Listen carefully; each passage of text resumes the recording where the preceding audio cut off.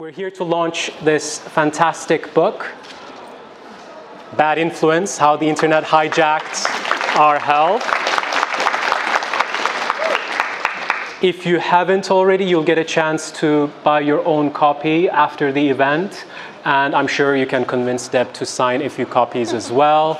I'll speak on your behalf there. But let me introduce Deb Cohen, our guest this evening. So Deb is a medically trained, award-winning, and I should add, fearless journalist and broadcaster. She has broken major health stories through her work, first at the BMJ, the British Medical Journal, followed by the BBC and ITV. And we're really happy and fortunate to count her as one of our colleagues at the LSE as a senior visiting fellow within LSE Health. And we're also joined by our discussant, Effie Webb. Thank you for joining us, Effie. Effie is a reporter on the Bureau of Investigative Journalism's Big Tech team. She's reported on health and wellness misinformation and health tech with a focus on AI, among several other sectors and topics. So we'll talk about the book this evening, which came out about 10 days ago, 2 weeks ago. It's already received very favorable reviews all over the news and different media, so you might have come across it already. I've just finished reading my copy and I have a lot of questions for Deb and Effie. I'll try to restrain myself and focus on the list that I have in front of me. But before we start, maybe I can turn to you, Deb, and you can give us a very brief overview of what this book is about. I think it's worth saying how it came about in many ways. So as you said, I was a reporter for the BMJ. I led their investigations team, set up investigative journalism at the BMJ, then worked across the BBC for Panorama, and I was Newsnight's health correspondent during the pandemic and had broken and reported on sort of gender and the Tavistock before the CAS review. And I was their sort of I was their lead on COVID. So I was pretty sort of burnt out, and the intensity of the reporting was quite something, and dealing with sort of controversial issues and polarisation throughout. And then I moved to ITV News and was their science editor, and I was bluntly totally burnt out. And news wasn't really my thing. I think I'm more long-form current affairs and analysis. And when I left ITV, and the churn, I don't know whether there's any news journalists here, but TV news journalists, the days are brutal. You start 6 a.m. quite often. You won't finish till midnight if you've done a live in the studio, and it's the same again. It was sort of, and incredible learning about how to turn quite complicated stuff into short 2-minute, we call them in TV, well, VTs, videotape is the old term, but VTs, but how you use sort of case studies alongside evidence and ask challenging questions in a 2-minute take. But it's pretty brutal. And I burnt out, basically. And then sort of, it's like being a frog, I think, the media, when you're in a pot of water and you don't feel the temperature changing, and then you look around, you're boiling, and you're thinking, my goodness me, the landscape has totally changed. So I thought I'll go freelance like I had been before, and I can see Diana sitting there. I'd worked with Diana on Panorama. And I thought, I can go back to doing stuff like that, but the landscape had totally changed. And it was all social media, vertical videos and everything else, and thought, I don't want to be an influencer. I'm not an influencer. Do you want to be an influencer? I was like, no. Couldn't think of anything worse. But then I thought, well, I've got to get to grips with this space. And so there's a few things that happened around the same time. And as journalists, a lot of your best stories come from like conversations down the pub or text messages or chatting to your family. And I'm from Liverpool, in case you hadn't guessed by the accent. I was at my aunt's birthday party, and it was one summer. It was pouring down, it was like this. The rain was like this. We were huddled under a gazebo. And my cousin's friend turned to me and said, I've just bought an AMH test online. Apologies for the Scouse accent, I've got to do it.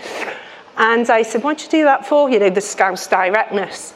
I want to know how fertile I am. And I went, is it going to tell you that? And she said, well, the influencers on social media said it would. And I was like, well, there's all sorts of other things that influence your fertility.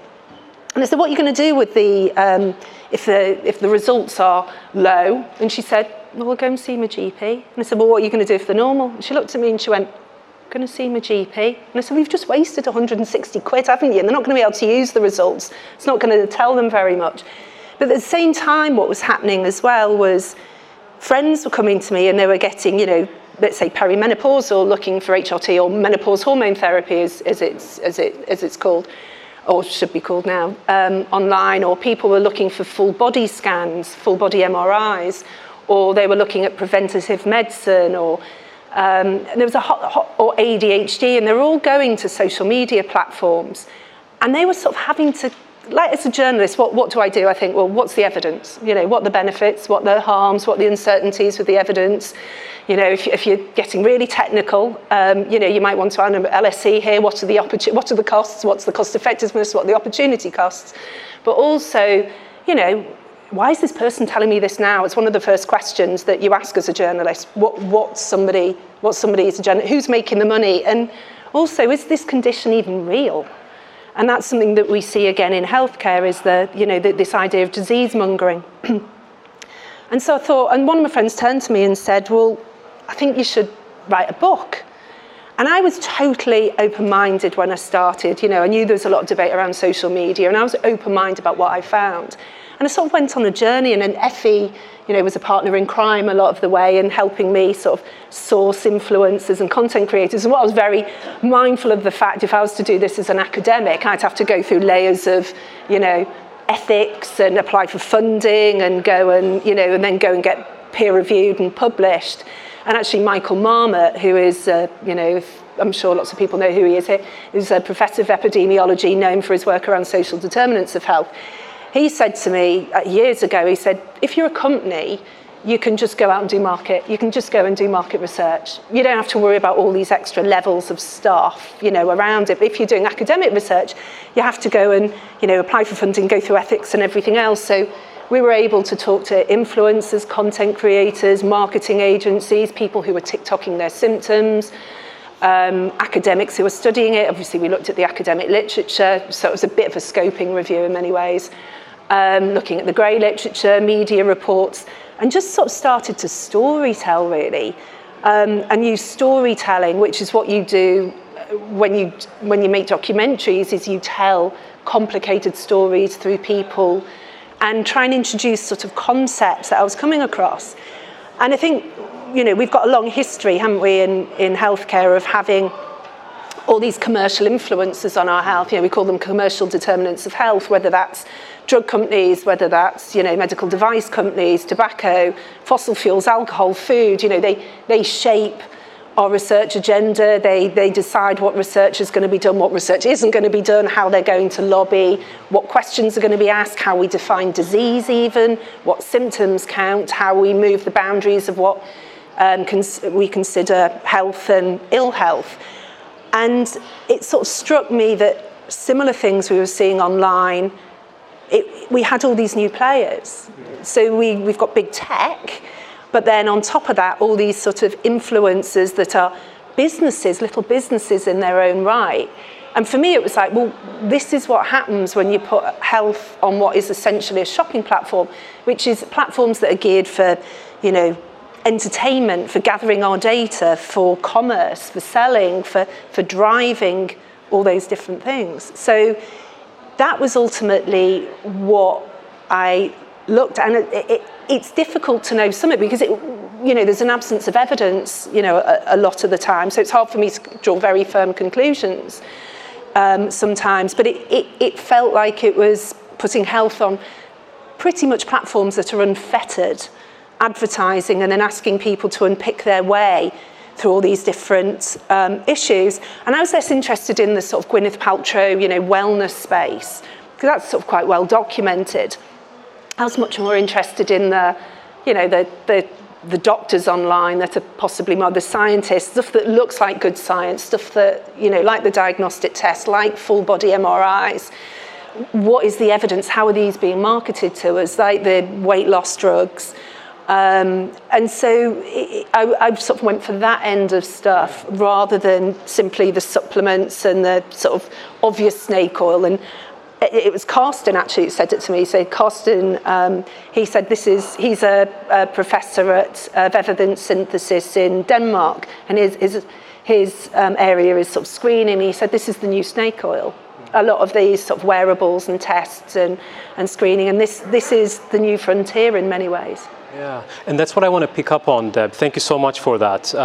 Reading this as a researcher focusing on the pharmaceutical sector, which I've studied for many years now, and of course, I'm very familiar with the conflicts of interest, the financial conflicts of interest. So I'm wondering to what extent what you're seeing in this space is just turbocharging those conflicts of interest, those financial conflicts of interest, is enabled through digital technology, digital platforms. What is really genuinely new in this space that's leading to these kinds of observations? Well, I still think we've got a lot of the old players on there. We still have, the unbranded disease awareness campaigns that are driven by drug companies that, if you raise awareness of, let's say, depression, you know that prescriptions of antidepressants will increase.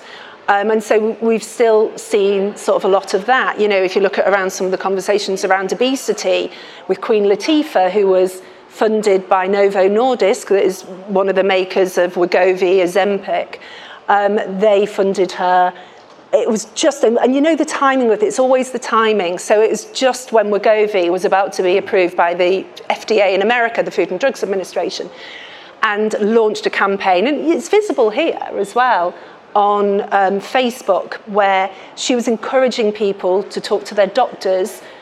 And, in many ways, rightfully so, there's a massive stigma around weight. And she was trying to break down stigma, but at the same time, she was encouraging them to talk about medical interventions. And at that time, obviously, Ozempic was the word on everybody's lips at the time. So there's still some of that. But then you've got whole new sectors on there, apps. I mean, and some of the stuff that goes on in the app space is sort of jaw-dropping. It's an app. Wearables, all these new sort of health technologies that perhaps are poorly evidenced. Online pharmacies, online clinics. And some of it, we've seen with testosterone, or TRT, I think the replacement's doing a lot of heavy lifting there, testosterone replacement therapy. When that was first approved, back sort of around 2009, maybe a bit before, for something called hypogonadism, which is not a very sexy name, which is basically lack of production of testosterone by the testes. It's medical causes. There's about 2% have hypogonadism, but as we know, there's bigger markets in well people. And there was a very successful campaign to pivot and encourage men to think about, if they're depressed, or, they have low energy, or they can't lose weight, maybe it's low T. And they branded a whole campaign around low T. And so what we're seeing as well is a re-emergence of that, not driven by the drug companies this time, but driven by online pharmacies and influencers, the likes of Joe Rogan, and RFK Jr. obviously is one of the proponents of testosterone. So seeing a lot of what we see happen, and there are quite strict rules around direct-to-consumer advertising of prescription drugs. I mean, lots of people might have gone to America to, you've got it on TV there. It's only the US, and you'll probably correct me on this, in New Zealand, that allow direct-to-consumer advertising of prescription drugs. And the bans are in place because, I feel a fraud talking to you about this, because of, overprescribing, the costs to the health service, unnecessary treatment, and so so in terms of evidence, we've probably got the best evidence about the impact of a lot of this advertising in the pharmaceutical space. But even then, that evidence and the impact of that on behaviour is largely confined to newspapers and radio, old school media, which is my background, I'm old school, MSM, mainstream media. The evidence is largely confined to that. And then we've got this whole new space now of social media and we'll talk about it a bit more, with parasocial relationships. And I know that the Advertising Standards Authority we've welcomed in direct-to-consumer advertising of prescription drugs via social media platforms. And we don't necessarily know the impact on healthcare about that. What we found was, certainly in the HRT space, hormone replacement therapy, or menopause hormone therapy, as it should now really be called. And NHS services are saying, well, we can't prescribe you those levels of HRT that you might have seen on social media that you're getting from these pharmacies or online clinics. We've seen it in the testosterone space. We've seen it with ADHD where private diagnoses are not accepted by the NHS. And then you wonder further down the line what that does to trust in both the health service and also my particular interest as well is doctor-patient relationships. And so the impacts, and I spoke to one psychiatrist and he said it's very hard if someone comes to you very certain they have ADHD, it's very hard to say, no, you don't. Perhaps you've got anxiety. And actually there might be other interventions that we can give you if you have anxiety. And what does that do to trust? If expectations are being set here on social media and the relationships with influencers, what ultimately does that do further down the line to our relationship with the health service, where there's already, there's a lack of, I think, faith in the health service at the moment. And I know you'll probably ask me about that. And then also doctor-patient relationships. You speak to doctors and they'll say, if I want to talk to my patients about, hormone therapy, I spend the first half of my consultation correcting information that they've gleaned online. Or I interviewed an OBGYN at Duke University, OBS and Gynae doctor, and she finds, there's a wait there again to see her. And what she found is a lot of her patients, young patients, had spent 4 hours a day on TikTok. And by the time they get to see her a year later, she's then sort of having to correct 4 hours a day of TikTok information. And so how do you then, as a doctor, properly counsel somebody or talk through options if people are coming with all that stuff? And it's changed slightly from when I was doing my medical training, it was always, people coming with newspaper cuttings. But I think how we're served information and these relationships is very, very different to that, and how we consume information both directly and also passively. Health information on those platforms. I mean, let's talk about that demand side of things. So clearly people are turning to these platforms, they're going online to seek information about their health, about their issues, conditions that they may be experiencing. Why is that happening in your opinion or in your reporting? What came out of that? Is it due to their lack of access to healthcare services, or is it reflecting their experience that is not satisfactory as part of that interaction with their providers? I think there's a mixture. And I think each feeds into each other. So first of all, repeatedly, and you see faith in the NHS dropping off in younger generations. It's an all-time low. The British attitude survey. It's dropping off and it's an all-time low. So I think people have bad experiences, and there's no doubt about that. And if they have bad experiences with the NHS, I've never heard, and this is anecdotally, in my sort of circle of friends who have faith, are very supportive of the NHS, so many people so critical of doctors. And it's sort of, when I hear it, obviously, you listen, but I mean, even today, one of my friends was messaging me about, her experiences with doctors.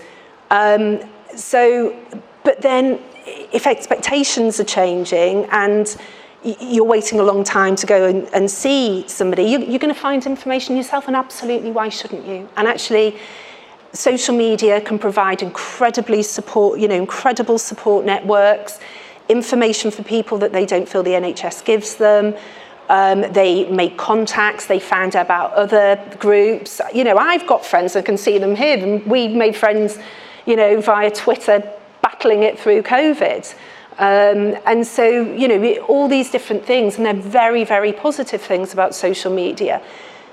The problem is some of these forums are hijacked by vested interests, and I talk a little bit about that in the book when I talk about something called breast implant illness, where there are questions over symptoms that after women have had breast implants, and they find solidarity, they feel dismissed by the health service, they feel not listened to with doctors, and so they find solace in amongst the group, and there's shame sort of added to it as well about having breast implants. But then there's all sorts of other issues then. I talk a little bit about the nocebo effect.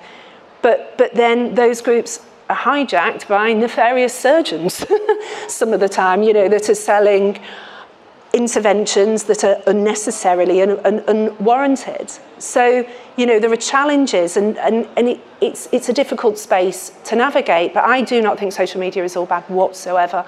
And if people are stuck at home because they've got chronic illness, we saw it in the pandemic, it became a lifeline for people. And that's really where we saw a real an uptick in social media use and actually proliferation of services. I think there's something like 3 million health providers on TikTok.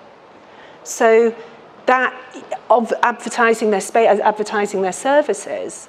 So there's all sorts of reasons, and I think repeatedly what you hear from women is they don't feel heard, they don't feel listened to.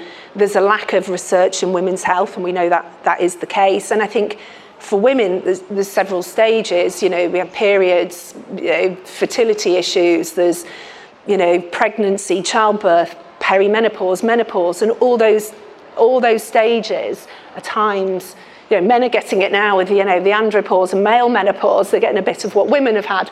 But all those stages is a time for women to be sold to, medicalised, treated, and targeted, quite frankly. And the algorithms play into that to a certain extent. And it's not in the book, but one example we had was from a woman who was pregnant, and she was then targeted. Pregnant women, their data is worth quite a lot because there's a lot of stuff you can sell to pregnant women. And she was targeted with, everything from prams to, baby milk to all sorts. And she lost the baby. But the algorithms, when she was grieving, were still churning up that information. And then when she eventually conceived and had a baby, it was still churning up baby loss stuff. They're that plugged in to your to what you search for and everything else. So there's all these sort of different challenges. I mean, can I turn to you, Effie, because your reporting is very much on big tech and the role of these tech companies and digital platforms.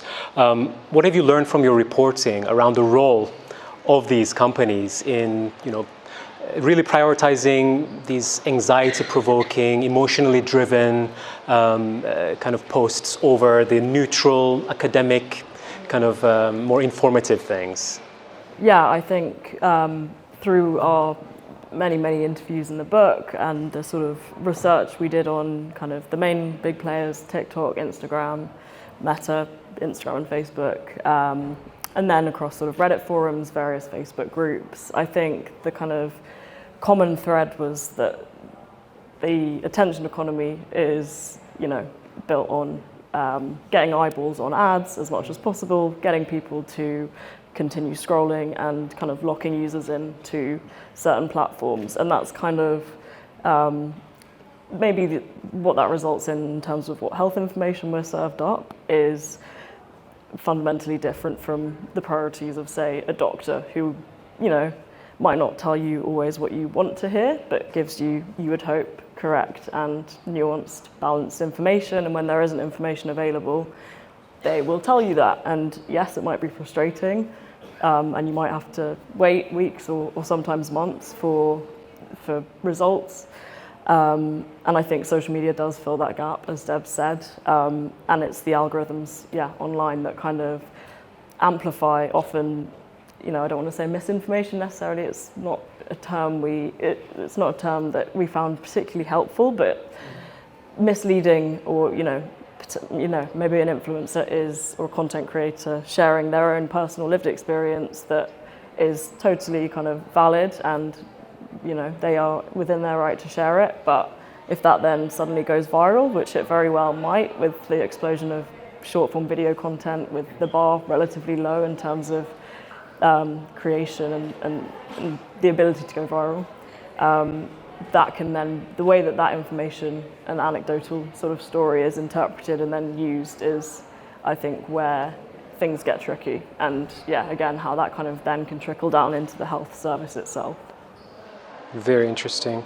I mean, much of this boils down to really the power of relatability, the importance of storytelling.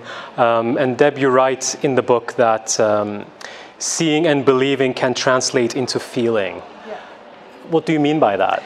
So in health, we talk a lot about the placebo effect. And something I'm fascinated by is mind-body.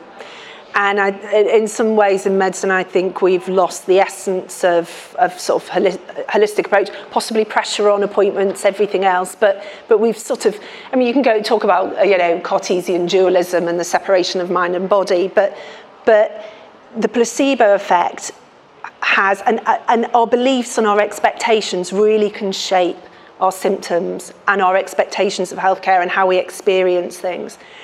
And, you know, we all talk about the placebo effect, and that if you think that something's going to do you good, or I'm going to have this supplement, it's going to make me feel better, it might well make you feel better. And that's why, you know, we have blinding in clinical trials, and we set up clinical trials in certain ways, and we randomise to eliminate the placebo effect, and people don't know what drug they're on, or the people that are looking at the data and analysing the data don't know what drug someone's on, to eliminate different kinds of biases, and one of those is a placebo effect. And repeatedly we heard people saying, well, I've, you know, just cut out all these foods out my diet after taking a dodgy food intolerance test, and then sort of going, well, actually it might just be the placebo effect. Or we know testosterone has a big placebo effect, and that came up quite a few times, even when influencers were talking about coming off the pills, said, oh, I feel a bit better. What we don't talk about is the nocebo effect so much. And the fact that negative, it's almost the opposite of the placebo effect, and it literally means I will harm.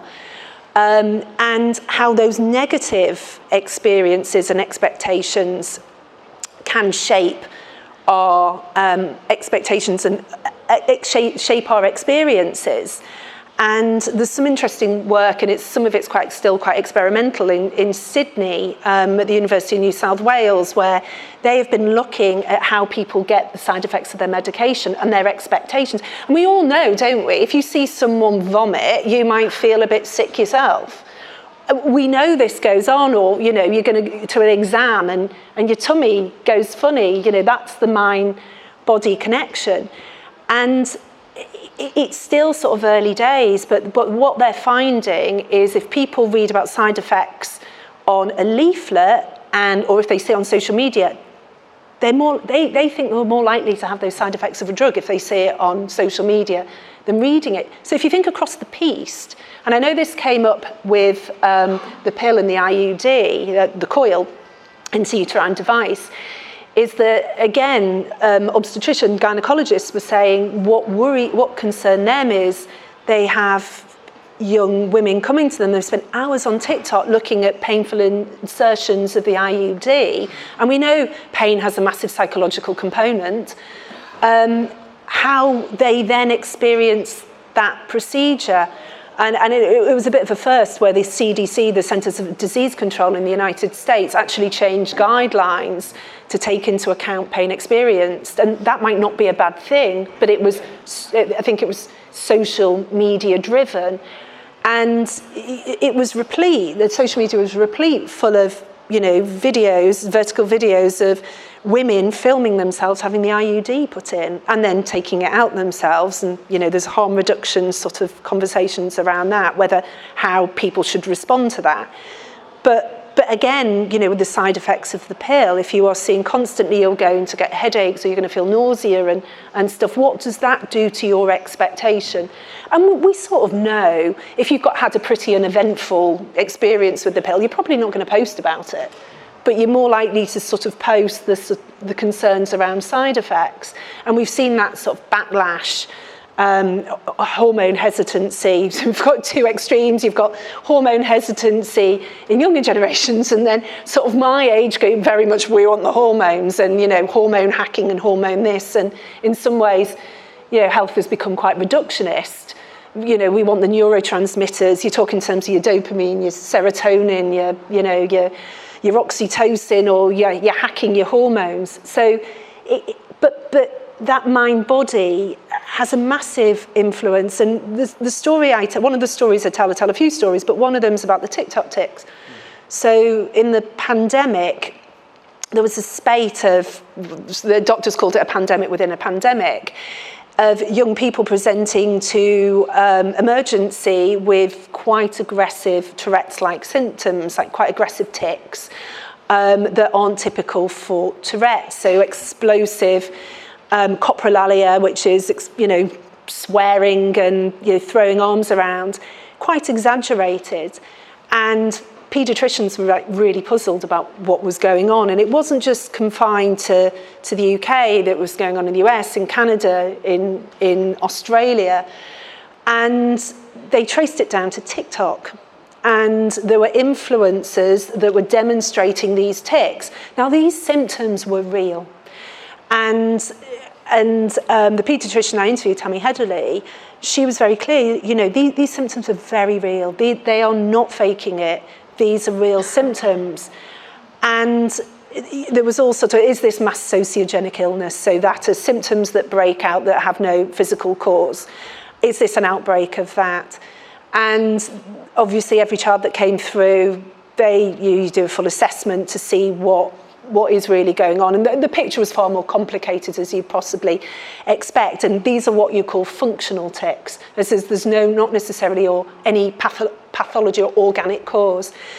And it was an expression for some kids. They were not seeing their friends, they were locked down, they were seeing death and dying around them. It was an expression of stress and anxiety in an age of isolation for some.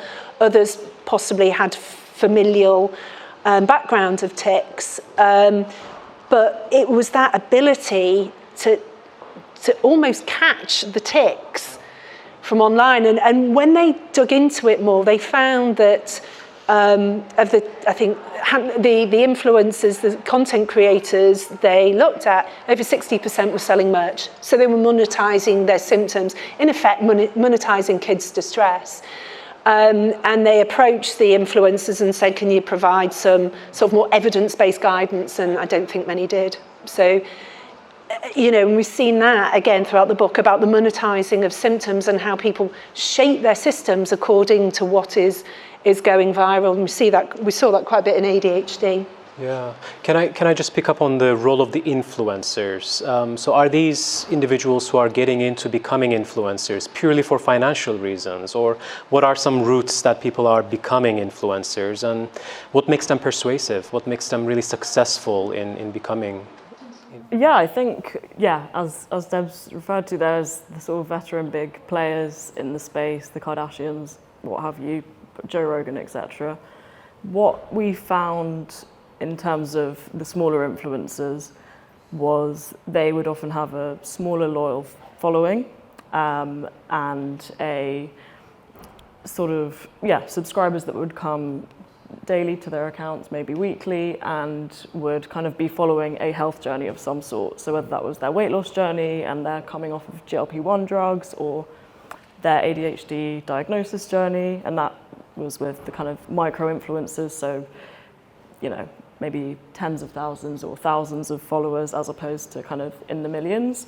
But they'd often sort of, have this group of very committed, engaged and trusting followers who they'd sort of have these parasocial relationships with, essentially.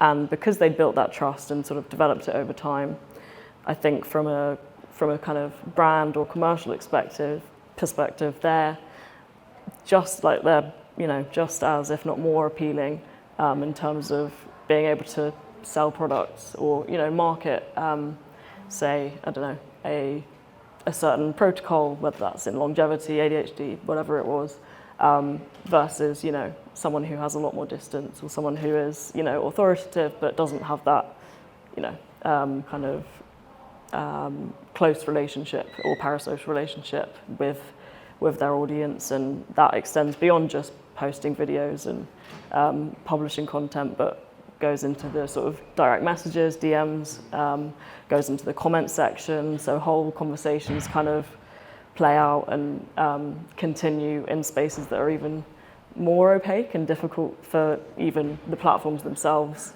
no matter how much they want to moderate, and which isn't very much, but DMs are sort of where a lot of the worrying stuff or conversations might be happening, or products being sold. Yeah, and medical professionals, becoming influencers and using, this influencing sphere intersecting with the medical professional environment and landscape.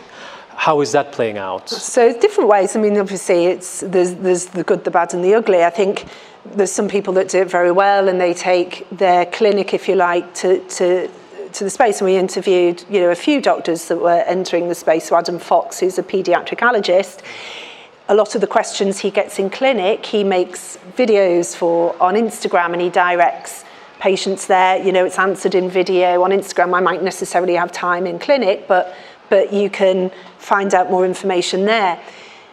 I think where I have questions is building what Effie said, is this parasocial relationship. So using the same tricks, and you see it. I was looking at one the other day who was a young doctor who was, doing the whole, all the kind of classic tropes, the hair, makeup, stuff like that. I'm talking to you, you're seeing me in, or, sitting behind a wheel of a car. I'm not actually driving, but sitting behind a wheel of a car. So building these parasocial relationships. I'm normal, just like you and me. I'm going to let you into my life, and we're going to respond to comments underneath. And these parasocial relationships are very one-sided.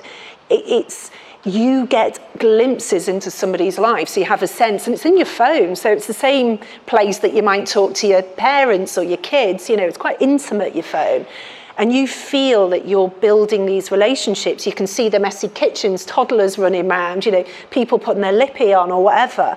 So you build this sort of dynamic to build trust, but then you lean into, for doctors, authority bias. So I've seen and used that to sell, and that's bluntly makes me feel quite uncomfortable. I mean, I can see there's ethicists in the audience. Ethically, I'm not sure where that sits, where you build a very personal relationship and then step aside and go, well, actually, I'm a doctor, and this is what I would do to sell a product or an egg freezing service that you have been gifted. And it's not quite as simple as just, well, actually, I've been gifted it right at the end of your journey when you've been doing videos right along the way. And also some of the tactics. And some people, I'm afraid, and I'm not going to name names because I know this has been recorded and I'm aware of defamation, is that you see people start off well-meaning, and so many go down this slippery slope of ending up marketing supplements or full panels of blood testing. One very high profile one right now who's on all sorts of channels has gone down that route. And somebody else that's written books, again, they're not now marketing the microbiome, their own supplements. And it's quite, it's interesting to watch. And I think some of the playbook as well is very much copied from the wellness playbook. And someone, I quoted actually an academic from LSE and her work around this is the hero's journey. And again, there's names in the book, and I won't name them right now, so I have to write to reply myself, is that I did this and this made me feel better, and they dig into that anecdote. And the anecdotes and storytelling is incredibly powerful, even when we know the evidence doesn't say that. So they dig deep, and that's where I struggle with the term misinformation in many ways. Is that storytelling? Is that misinformation? I guess misinformation. It's where what's your evidentiary standard, and where do you set the bar? And they use that, oh, this is what cured me, this is how I do stuff. Right now, go and buy my wearable device for monitoring glucose without giving the game away. Or, to well people where there's an absence of evidence, it makes a blind bit of difference to measure your glucose in the short or the long term. So if you're well, obviously, if you've got type 1, type 2 diabetes and use insulin, it's different. So, and I have sort of questions about that. They're digging into those same narratives, that, well, oh, look, I tried this food and it made me better. Doctors are using those same narratives and those narrative sort of journeys. And to what extent are they exploiting existing loopholes in the regulatory landscape. So with pharmaceuticals, you've talked about, we have very clear evidence standards before a product comes on the market. We need to monitor how they're advertised and so on. But all the types of products that you're talking about, femtech, glucose monitoring, continuous glucose monitoring, wearables, these full body MRI scans and so on, what does the regulatory landscape look like? And can we actually get on top of this in terms of stricter standards? Well, it's exactly, we're seeing sort of two things happen at the same time. There's this sort of regulation of the platforms, but then at the same time, we've got this massive boom in consumer health. Yeah. And a lot of that is very, very poorly regulated. They've sort of made a career about doing regulation of medical devices and diagnostic tests, both for the BBC and for the BMJ. And it is, they're not well regulated. So even if you are a medical device, they are not regulated like a drug company. You don't need, phase 1, 2, 3 clinical trials before you submit your dossier, your clinical study reports to the regulators to get onto market. You don't need any of that. And again, it's a black box. They're regulated. The approval process is you get it used to be CE mark, CA UK marketers now. And you go to, notified bodies that will stamp your dossier and say you can sell it, and there's a lack of transparency around that. But you don't need trials to kind of sell. And then there's an extra pivot, and then the MHRA sort of regulates it once it's on the market, and the Advertising Standards Authority look at the claims that are made. But there's an extra loophole. We saw this with the glucose monitors, where if you market for type 1, type 2 diabetes, they are medical devices. You need randomized controlled trials to show that it has an effect, or there's beneficial. It's a medical device. You don't need that for wellness. So the MHRA, for example, are not interested in wellness. They're interested in things that are marketed for people who are unwell, and you see that really sort of a lot in the contraceptive space. So apps that are proceptive, so actually this is your fertile window, are treated like contraceptives. But for a contraceptive, you need clinical evidence. It's not always a randomized control trial, but you need clinical evidence before you get on the market. But but they're playing the system. I'm going to get this on the market as a fertility device, but the fertile window is very similar whether you use it as a contraceptive. Actually, it might be longer if you use it as a contraceptive, because the harms are bigger, of accidental sort of pregnancy than, I didn't get pregnant this time, which obviously can be devastating, but the harms of accidental pregnancy are a lot bigger, which is why contraceptive devices that are apps or monitors or thermometers are regulated as a contraception. And a lot of this, and we interviewed John Powell, who's Professor John Powell, who's a Department of Primary Care at Oxford, and he sat on NICE and the MHRA, and he was saying a lot of them game the system. So if you want to be used by the NHS, you have to be a medical device, say, but then if you're not that bothered, you can market direct to consumers, you might as well be wellness, and you don't have a wellness application, you don't have the same level of scrutiny.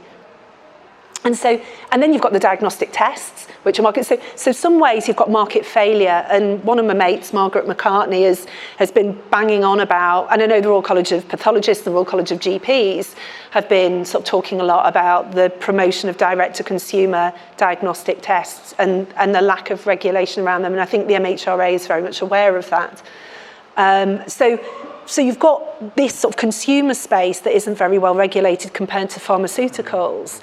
But then on top of that, are quite poorly regulated platforms where it's very, very hard for the Advertising Standards Authority. And then certain things like podcasts as well and they fall outside Ofcom's regulatory code, I think. Thank you. I mean, you've already touched on some of the things that I was going to ask about, which are what can be done about this? What are potential solutions? So you've talked about the regulatory landscape and some of the loopholes that exist that potentially could be reformed. And of course, there's a tech company side of things. Maybe I can turn to you, Effie, and ask you about, in any of your reporting, have you come across any attempt from tech companies in addressing some of the consequences of their kind of lack of moderation and regulation in this space? Or are there efforts to actually jeopardize attempts at better regulation? Yes and no. I think there have been various well-meaning attempts at sort of better policing or moderating what kind of harmful content, harm being a very broad category, is circulating online over the years. I think COVID kind of spotlighted or highlighted like just how much people are spending on platforms, and when doctors aren't available, so the stakes, are high, they aren't trivial, and platforms kind of became more attuned to that possibly. And so you might think today, okay, there are more content moderators, more people working in the online safety space. Actually, that's not really happened. It's almost the reverse, and content moderators at, say, TikTok and Meta, so Facebook, Instagram, presumably WhatsApp as well, have been, like, whole teams have been gutted. It's the sort of line goes, we're going to automate content moderation and we're going to, harmful content can be flagged by AI, but as AI gets better and better at spotting extreme content or violent content or whatever it is. But I think we're yet to see how effective that is, and whether that's just the tech companies doing what they do and sort of using AI as a bit of a catch-all solution. But also I think the sort of nuanced health issues that we go into in the book, where there's definitely not kind of a extreme content flag that an AI, an LLM would pick up, then that's where I'd be really worried about not having any kind of human oversight. And we've got the Online Safety Act and various countries doing regulation, but again, they're doing it in different ways. So when content is traveling cross borders, which obviously it is, it's a global space, then who kind of decides what's allowed and what isn't is difficult. So does it all fall on consumers then? I mean, you have very helpful guidance at the end of some of your chapters about, what should we as individuals interacting with these online platforms, what should we be looking out for? How should we be thinking about these tests and diagnostics and all the other things that we're exposed to? Is it all about digital health literacy, or how should consumers think about this, or how should they be better equipped to deal with this? First of all, you ask, why should I believe you? And including me, we should, a bit of healthy skepticism, sort of, without being too nihilistic, a bit of healthy skepticism goes a long way. But I guess it depends on the intervention. So, largely if you talk about wearables, we assume more data is always better. It just isn't. Measuring, just because you can measure something in healthcare doesn't mean you should. So I guess it depends on what it is. So if it's a wearable, what will actually measuring this metric do? What altering this metric will do? If I lower it, say, for example, say glucose, if you are healthy, what will that do in the short term? What will that do in the long term? I mean, these are the questions, again, you sort of, if you in healthcare, if you measure blood pressure, someone's got high blood pressure, that blood pressure itself isn't a disease, but it can lead, it increases the risks of heart attacks and strokes and things like that. We know there's a reason we measure blood pressure. There's something we can do about it. You can give people antihypertensives to bring it down. You counsel someone on the benefits and the harms of that particular intervention, because we know long term it reduces your risk of heart attacks and strokes. That's an example of a well-studied sort of marker. There's so many of markers that are being marketed that we don't really know whether changing them is going to do any difference. All the kind of smart watches, you can see I wear none of it, but I'm a skeptic. Doesn't mean I'm healthier, but I'm skeptical. So, it's why am I measuring it? What difference will measuring it make? Are the harms of measuring it? So if you're going to eliminate food, and we saw that with the glucose monitors, burgers don't spike your glucose, but bananas do, so people eat burgers rather than bananas. Bananas clearly are healthier than burgers. So what are the harms of changing? What are the harms of these interventions? And I think, again, we're used to thinking about drugs as having benefits, but also having harms, having side effects. What we're far less aware of is tests, screening tests. I can see Greg Fell sitting in front of me, so talking about screening. former National Screening Committee. But we think less about the harms of overzealous testing, of overzealous screening.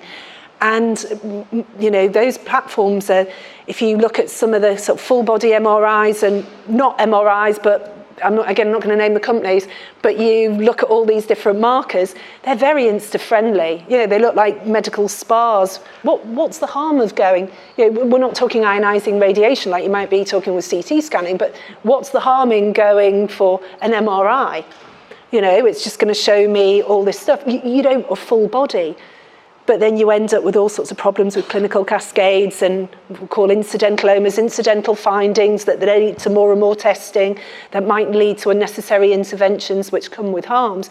We talk less about that. And social media tests and full body panels and scans and everything else massively promoted, and massively promoted by a lot of the podcasters. And influencers online. I mean, and you know, there's an assumption, and again, won't go into it here, but earlier is always better. And it's a great meme on social media. That isn't necessarily always the case, and obviously it depends on the condition. And these are very Insta-friendly. And if you are, and a lot of it is sponsored, and you know, get discount codes, and why wouldn't you help somebody help someone have full body MRI, you know, giving them a discount code if you think it works for you. Yeah. But actually these things are much more complicated than a soul. And as we know, uncertainty is very difficult. These things it's one of the hardest things to communicate in my job as a mainstream journalist is screening, let alone in a 90-second reel on Instagram. So I really hope that people who are not like the people sitting here who come to these types of events are actually reading your book, because there's a lot of helpful guidance in there about how to make sense of all of this. Before we turn to the Q&A, I just want to turn to AI. We haven't talked about AI as much. And LLMs. I know you've made a deliberate decision in your book not to focus as much on AI and LLMs. But I'm just curious, and maybe Effie, you can come in on this one, around the playbook that social media companies and digital technology platforms have so far used, and how that differs, or does it differ, from what AI companies are doing? Yeah, I think it's interesting, the overlap between the AI companies and the social media companies, and you know, we're all, whether we like it or not, kind of using or consuming bits of AI content when we're on social media, whether that's synthetic AI generated images or whether that's an AI generated summary on Google. So AI is, you know, outside of chatbots, but I think when it comes to large language model chatbots, so OpenAI, Claude from Anthropic, and Meta AI, amongst the bigger players, what they're doing that is different from social media, I think, is explicitly pushing and marketing the health kind of functions or applications of their chatbots. And that's something that I think has only really been happening in the last couple of months as a result of kind of obviously a very quick and rapid proliferation of people turning to chatbots, whether that's for productivity work, etc., but also for everything else. It's like a very kind of it's a fuzzy kind of area in terms of what exactly are the use cases for chatbots when they're kind of being marketed not only as a productivity booster, but now specifically. I mean, OpenAI is a good example. In January, they launched ChatGPT for Health, which is rolling out kind of not here yet, but it's rolling out in America. I think it's rolling out in Australia now. And I remember going to the launch event online, and they described it as sort of your best friend who is also happens to be an incredibly knowledgeable doctor. And that didn't quite sit right with me, because they then went on to mention how they're partnering with, I think it was Eli Lilly or one of the big weight loss drug companies. And yeah, I don't know. I'm cautious, but I would also say I think, yeah, there's potential with AI to provide good health information. I think the question is how we all agree to use it, and actually how doctors, whether doctors are kind of ready to navigate patients who are kind of navigating the health system with AI-generated diagnoses in some cases, or other things.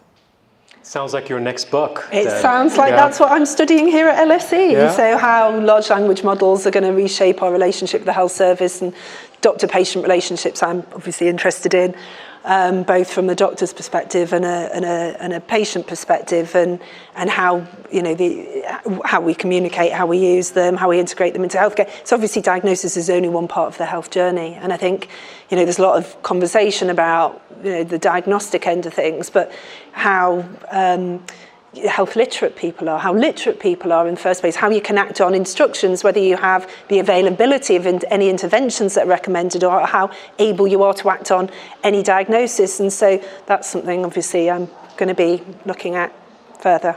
We're looking forward to that. Thank you. So I think it's time for us to turn to the audience for questions. So again, please raise your hand, introduce yourself, and wait for the microphone to reach you. So there's a lady here. Constance, I think. I can see from the light. Yeah, Constance. Please introduce yourself and ask your question. Hi, Deborah, Effie, and Huseyin. Thank you for this wonderful talk, super interesting. My name is Constance. I'm a PhD researcher with Huseyin at the Pharmaceutical lab. And one of my focuses is health inequity in pharmaceutical policy. So I wanted to ask your opinion about a hypothetical alternative view to what you presented right now. So I was thinking whether you could actually see social media as a tool for potentially addressing health inequalities. So what I mean by this is that, for instance, there's a lot of literature about the medical knowledge gender gap. And we've talked about fertility, but women's health is also more than that. So for instance, we could take sex-specific manifestations in cardiovascular disease. And for that, there's a systematic medical training knowledge gap. So a cardiovascular specialist might even be unlikely to be trained on that.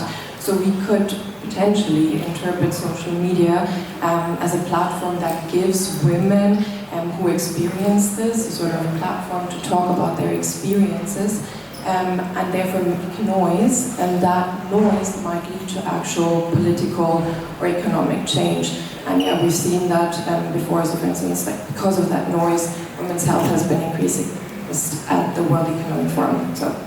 Yeah, no, totally agree, and we do talk about that in the book. I've sort of painted a fairly bleak picture, but we do discuss that, and we've seen that very issue.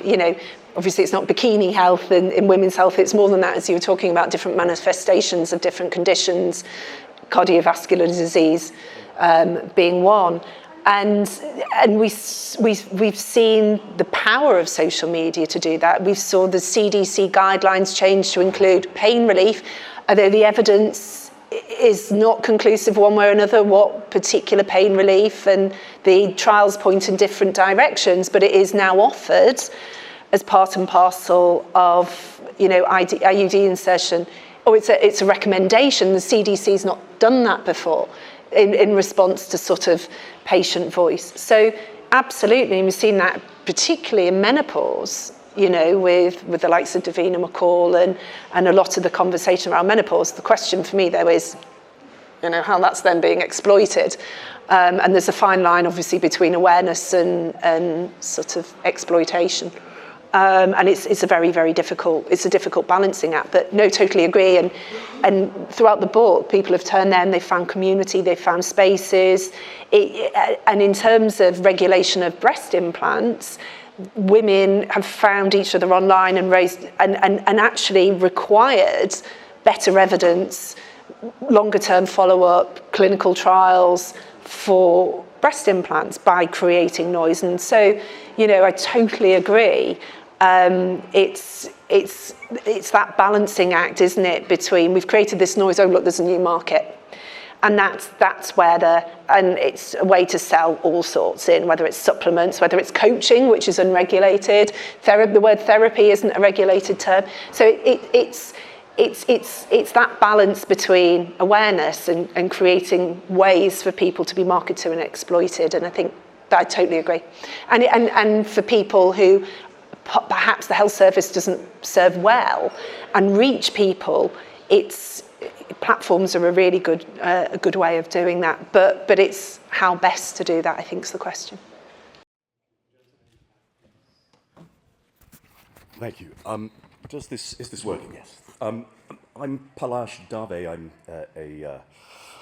a sometime writer, filmmaker, and organizer of cultural and political events, literary festivals, and so on. I have a sort of strategic biographical question for you, really, and perhaps also for Effie. It is now 23 years since Ben Goldacre started his Bad Science column in the Guardian, 18 years since Bad Science, the book, was published, and 13 years since Bad Pharma was published. And I presume your title is at least in part a nod to that, which, though it works so brilliantly with the idiom there, of course, bad influence. So your work is so vital.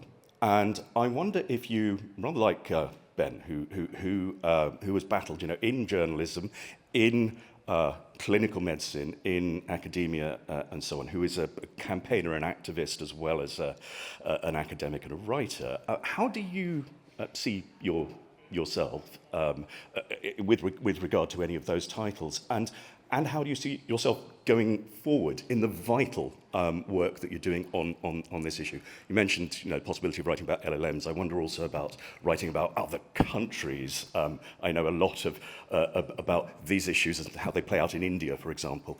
America, obviously, is of great interest. And Ben, of course, wrote, I think a year or two later, a US edition of Bad Science, which of course was different and also vital. So yes, some questions there for you. A really good question. I don't know whether, I guess I've always struggled this sort of really weird mix between, obviously I trained to be a doctor, but then I very much think of myself as a journalist, but I've got a sort of academic background, having been an editor on the BMJ for quite a long time, and I was a fellow. I can see Eco over there. I was a fellow at the Department of Primary Care in Oxford in evidence-based medicine, and now I'm a fellow here. So I sort of see it in sort of different ways. Am I a campaigner? No, I still very much feel a journalist, and try and be in part. I've got that BBC thing going through, that sort of impartial. For me to be sort of talk so frankly as well is sort of unusual, because normally much more cautious, and I've been far more candid. It's different when I was doing stuff for the BMJ. The BMJ was quite campaigning journalism. So I don't really know what I see myself. Who knows what's going to happen next? So part of the plan is to do a PhD by publication, asking these questions, setting up a centre actually here at LSE, looking at sort of health in health information in the digital environment, everything from large language models and how that's going to shape relationships with health services, health professionals, and what that's going to look like forwards. I've just got a mixed background, and I still want to do films, and I still want to do everything. So who knows? You're excited about the centre. You first heard it here. You first heard it, yeah. So the idea is I've still got to think of a name for it, and I'm not being very creative at the moment. So all suggestions welcome. Deborah, hi. Tanya Hughes from Cancer Research UK. Do you think illness is now the next sort of big performative aspect of life? And if so, is that the bad influence on all of us, that we're encouraged and perhaps even addicted to performing our illnesses for everyone? It's a really, really, really good question. You're going to get me in an absolute bucket load of the brown stuff, I think, for answering that question. But I would say there are aspects of that, and people performing their illnesses and that marketing them actually and making money out of their symptoms. And we saw that with ADHD, where people would tweak their symptoms. Other content creators would look at what symptoms were going viral and tweak their own symptoms accordingly, their own manifestations of ADHD to correspond. So if you are looking at ADHD through a social media prism, you're getting a very, very different view of what ADHD might look like. And there were things that were coming into everyday parlance, like rejection sensitivity dysphoria. And there's debate in the clinical world about whether that is part and parcel of an ADHD diagnosis. It's not in the DSM, the Diagnostic Statistical Manual, which is the psychiatric manual that defines these conditions. Or they've taken on, influencers have taken on a new term, object permanence, which is Jean Piaget, child development. A child knows that, it's to the point where a child knows that an object is still there, someone's still there, even if they can't see them. And they've adapted that term in their own parlance to say, I missed somebody. And that's sort of filtered down. But there is this performative aspect, and it's very controversial, and I've quoted it, is actually a couple of medical sociologists have said it to me, but I quoted one medical anthropologist who said it's the idea that normal is becoming smaller and smaller and smaller, and anything that doesn't hit normal needs a label or a diagnosis, and we think we're becoming more tolerant, but actually becoming less tolerant. I don't know whether I agree or disagree with it, but it's a debate worth having. And there is sort of, and as Effie was saying, a lot of people sort of start on the platforms we interviewed because they started off actually just buying stuff and watching stuff, then they wanted to participate, and then more and more and more they perform. There's something a bit people like about those tweets or not retweets, but likes and follows, and they can be a bit addictive in the general sense. So, and I'm quite old school as a journalist, where I don't like too much of me on camera. My job is to tell other people's stories, not my own story. And that's quite old school. Increasingly, reporters are front and centre and, following their journey, or I'm talking about, this is my journey trying to cure my long COVID. There's room for them. I personally don't like that kind of thing. I prefer my facts served hard and cold in many ways, but I'm quite old-fashioned like that. So there is a lot of performance. There is a lot, and I think it's a really interesting point, and I'd love to chat to you later about it, maybe on Friday when we go for lunch. There's a question here and then here. Yeah, please go ahead. Hi, I'm Carrie Myers. I'm a professor of criminology and victimology at City St George's, and I run COSBI, which is the Centre for Online Safety, Privacy and Identity. I found this talk absolutely fascinating, but I'd like to pick you up, probably both of you, Deb and Effie, a little bit on this idea of trust. I liked your opening bit about, academics are a bit shoegazing, a bit shuffly, wait for ethical procedures, but, that's robust research and evidence-based research. So was there a turning point in your work where we've lost trust in the professionals, we've lost trust in justice, we've lost trust in doctors, but we embrace what we're being told almost 24/7 on social media and media platforms unquestionably. So it's more about, what are your thoughts on trust and trust in who and whom? That's a really, really good question, and I know various health think tanks are asking that same question at the moment to think about trust and what trust looks like. I don't know whether I have the answer. Anecdotally, you can hear that pandemic played a part, the over-certainty, perhaps, the rise of, just general, is it a broader reflection of society where we trust authority less, and health is just part and parcel of that? I'd love to give you the answer, Carrie, but I can't. Sorry, but it is definitely something that is being discussed, and I think it's the question for our time. What does trust look like? And the little bits of evidence that I saw was that people want increasingly lived experience. So that's sort of almost dispassionate, like I was saying before. I like my facts served cold. That people want that lived experience to be believable. That person, and some of the surveys, and again, there's all limitations with all these surveys. So how much stall you put in them, A lot of the times, the PR companies, they're the ones that are doing these surveys because they want to market their products. They want to know how to get their products to people. So I always have a cheeky look at what the big PR companies are saying about these things, because they're the ones doing the selling.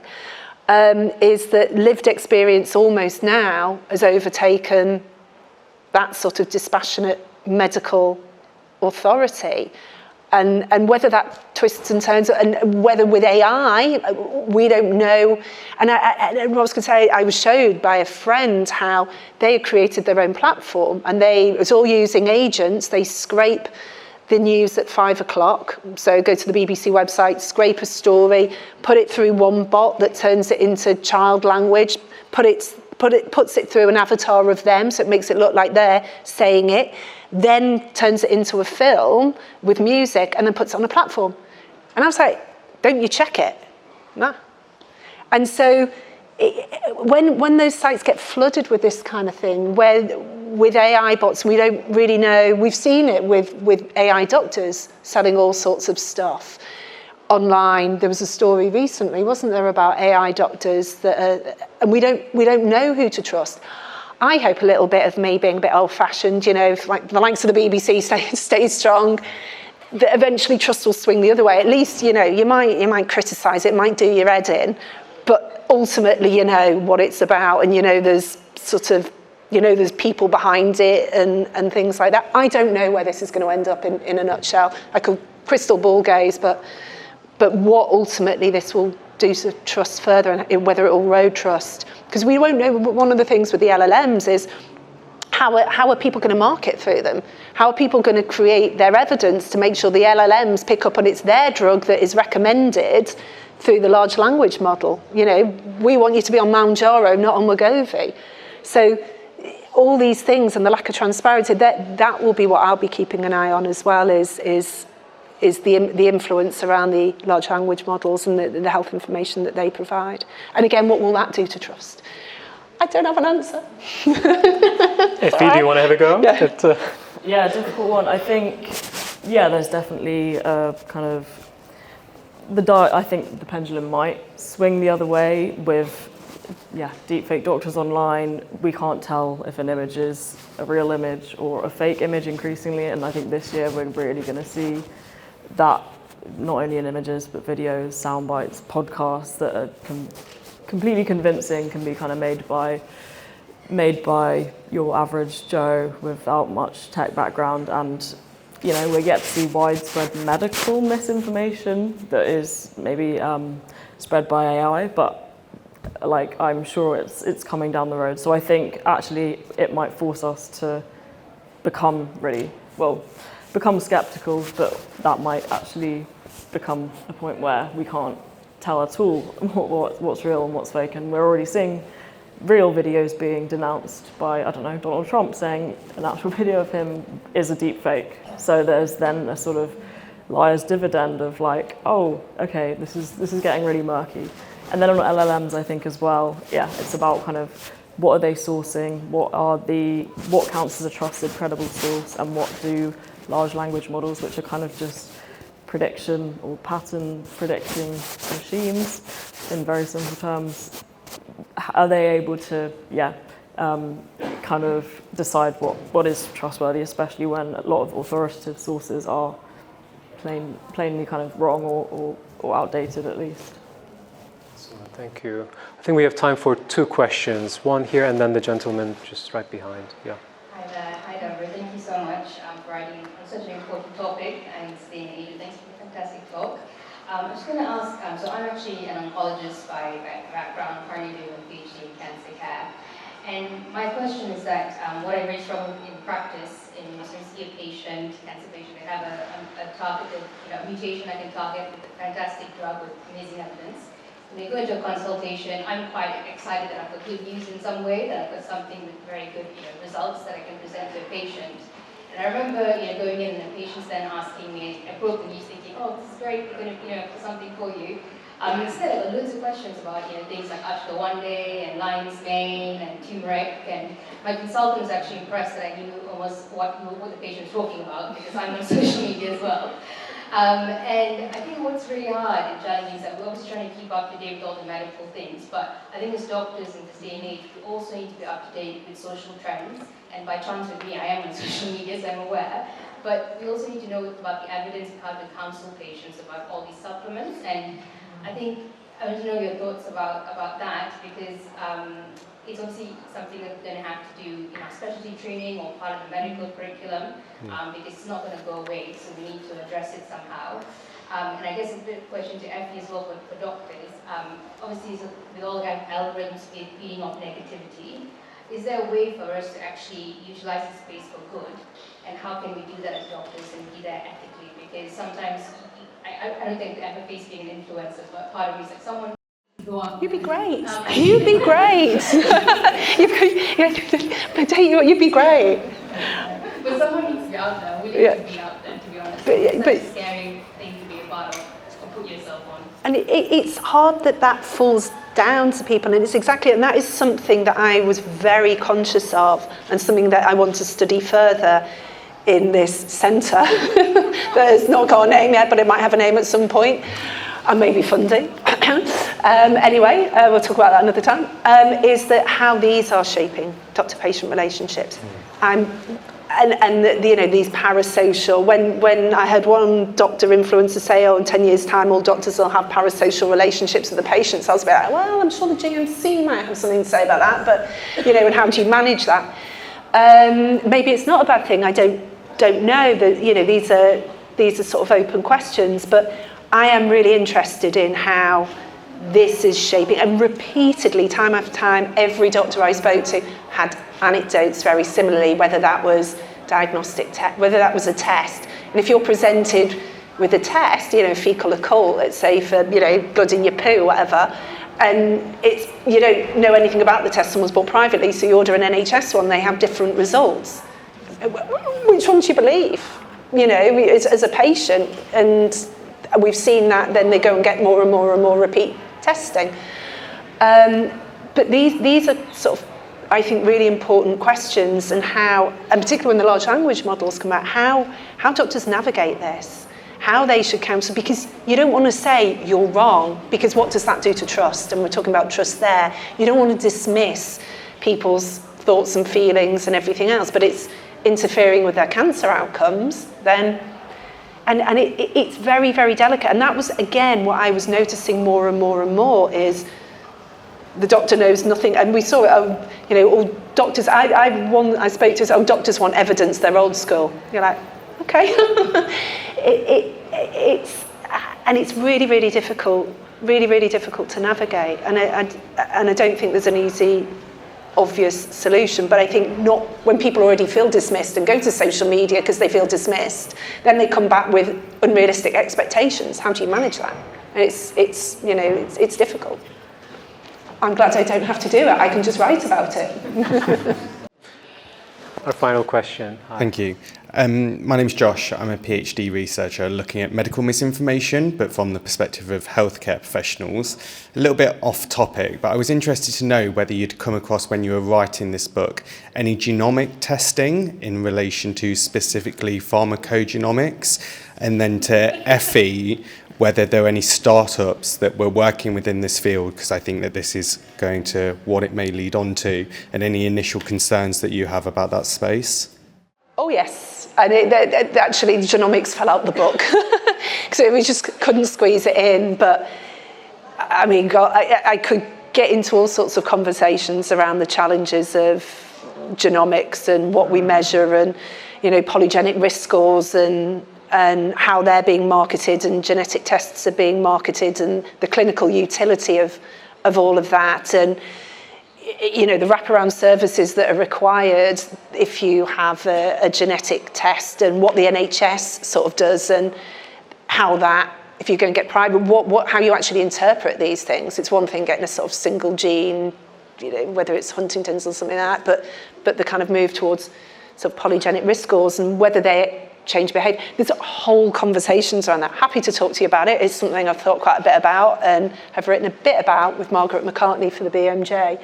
But yeah, and there's a massive uptick in And I did actually a file on Radio 4 at the end of November, looking at some of the cancer testing and the fact that they're already being sold, these multi-cancer early detection tests. So they're already being marketed, and what you do with those results. So there's big questions, I think, in that space. And we were going to look at genetic testing and genomics, weren't we? Yeah, I mean, God, we came across epigenetic coaches, which is something that I have no idea what that is. I still don't really know what that means. But yeah, we didn't use, we've got that. We should resurface that interview. That was a cracker. We were sort of texting under the table, just like, I was having to do mental gymnastics to keep up with what she was saying. But they have all the right words about methylation sites and stuff like that. So you throw in a couple of key words, it sounds really convincing. It was like, SNPs and everything else, sort of having to dig deep. Yeah, exactly. That's really, I've forgotten about that. It had a weird place within, like, not only the biohacking, longevity bro type space, but also in the, like, I guess, wellness optimization space. And it was, I mean, I think because it's something that can be quantified, it's that, or, you know, appears to be able to be kind of something you can see on a sort of sheet of paper, and get back these sort of nice graphs, whatever it might be. They were kind of everywhere online, and often the kind of coaching was just recommending supplements down the line. It was a very grand term for basically, here's your supplement routine. Yeah. Well, I'm sure there will be many more questions, so please join me in thanking Deb and Effie, and join us for drinks after. So thank you.